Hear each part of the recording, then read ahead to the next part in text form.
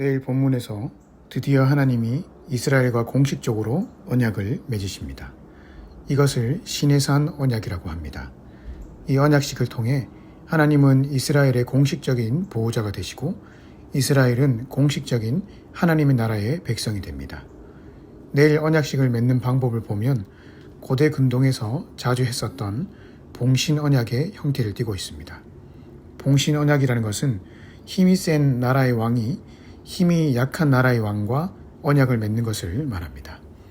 이 언약을 통해 힘이 센 나라의 왕은 자신의 강력한 힘으로 약한 나라를 보호해 줄 것을 약속하고 약한 나라는 순종과 충성을 통해 그 힘센 나라의 왕을 섬기겠다고 약속합니다. 이때 언약 당사자들 사이에 소나 양을 잡아서 각을 떠서 눕혀놓습니다.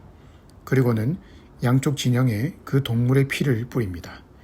왜 이렇게 하냐면 만약 어느 한쪽이 약속을 어기면 그쪽은 여기 가운데 눕혀져 있는 짐승처럼 각을 떠서 죽임을 당할 것이고 지금 뿌리고 있는 이 피처럼 피를 흘리게 될 것이라는 의미입니다. 무서운 언약이죠. 왜 이렇게 무섭게 언약식을 가졌냐면 그만큼 이 언약을 서로 깨지 말자고 하는 굳은 결의와 각오가 이 언약식에 담겨져 있었기 때문입니다.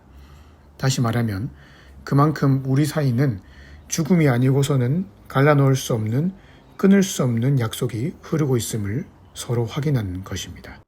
내일 하나님은 그 당시에 널리 사용되던 그 봉신 언약의 형태를 이용해서 이스라엘과 언약을 맺을 것입니다.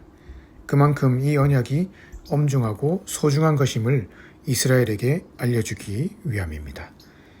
이제 이 언약을 통해서 이스라엘은 하나님께 전적으로 순종하고 충성해야 합니다. 그리고 하나님은 그 이스라엘의 순종과 충성을 통해 그들을 축복하고 보호하셔서 번성케 하실 것입니다. 여기까지는 핑크빛 분위기가 흐르고 있습니다.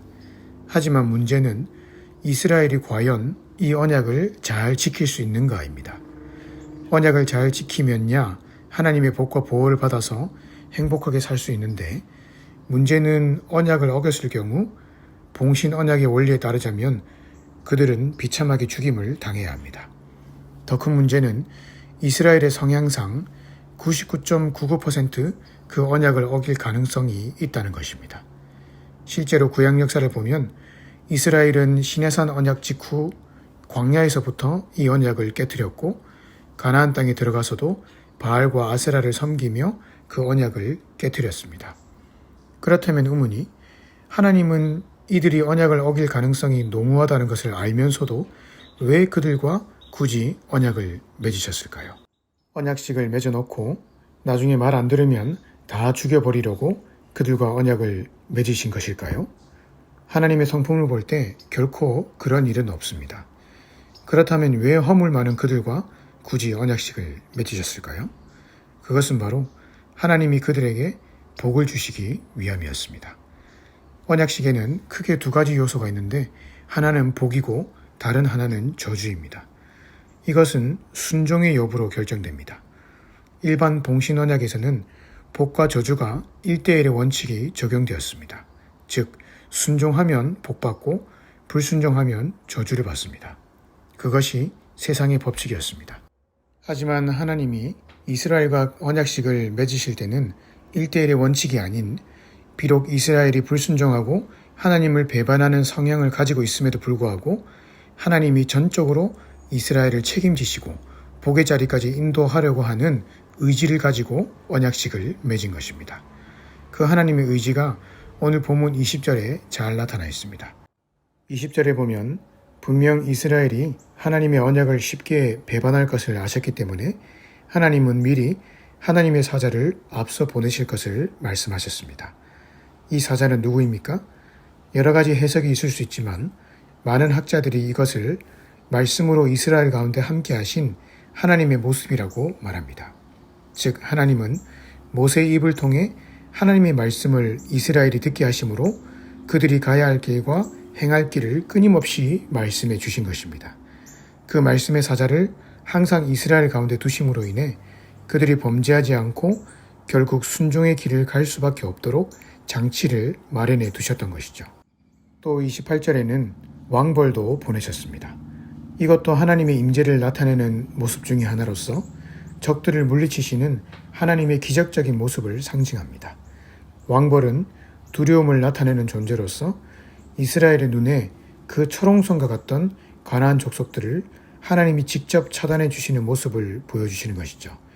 그렇게 함으로써 이스라엘이 크고 두려우신 하나님만 순종할 수 있도록 시각적으로 보여주는 장치가 바로 왕벌입니다. 그러니 하나님이 이스라엘에게 복을 주고 싶으셔서 그들이 순종할 수밖에 없는 환경들을 여러 가지로 마련해 주셨던 것입니다. 그럼에도 불구하고 이스라엘이 끊임없이 하나님을 배반하자 이번에는 하나님이 그 언약을 어긴 이스라엘의 사지를 잘라버리신 것이 아니라 도리어 자신의 아들 예수 그리스도의 몸을 채찍에, 창에, 가시면류관에 잘려나가게 하셨습니다. 그래서 그들이 지키지 못한 언약의 요구를 이루어 주시고 그들을 용서해 주신 것이죠. 그리고는 다시금 우리 안에 또 다른 하나님의 사자와 왕벌이신 성령님을 보내셔서 그 언약에 순종할 수 있는 장치를 마련해 주셨습니다. 여기까지 들으니 우리와 언약식을 맺으신 하나님의 본심이 느껴지지 않습니까? 하나님이 우리와 언약을 맺으신 목적은 그 약속을 안 지키는 우리를 심판하시려는 목적이 아니라 도리어 비록 약하고 흔들리는 우리지만 끝까지 언약을 지킬 수밖에 없게끔 장치를 마련하시고 인도하셔서 결국 언약 안에서 주어지는 복을 누리게 하시기 위함이었습니다. 이 얼마나 세상과 다른 언약입니까? 세상 방식으로 하자면 언약을 지키지 않으면 상대방을 죽이면 그만이지만 하나님의 언약은 흔들리는 우리를 끝까지 붙잡아서 그 언약을 지킬 수밖에 없게끔 인도해주고 계시는 것입니다. 그리고는 결국 복을 누리는 자리까지 가도록 만들어주시는 것이죠. 그러니 오늘 이런 엄청난 은혜와 사랑의 혜택을 받고 있는 우리는 우리 안에 언약을 지킬 수 있도록 마련해 주신 성령님의 음성에 깊이 반응하며 민감하게 살아가야 합니다. 성령님께서는 내가 불순종의 길을 가고 하나님이 싫어하시는 행동을 할 때마다 즉각적으로 반응하십니다.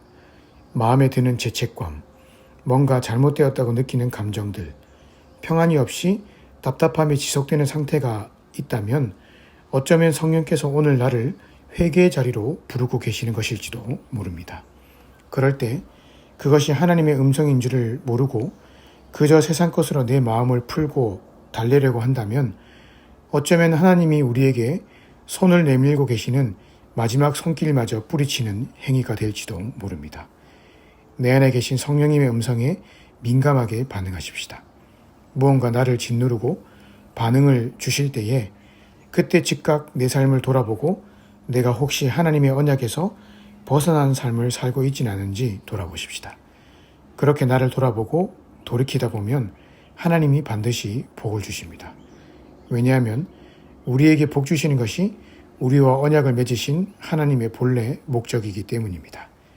따라서 오늘 하루 나에게 복 주시기 원하시는 그 하나님 안에서 그분의 음성에 예민하게 반응하고 순종하심으로 인해 복된 길을 걸어가시는 저와 여러분 되시기를 주님의 이름으로 축복합니다.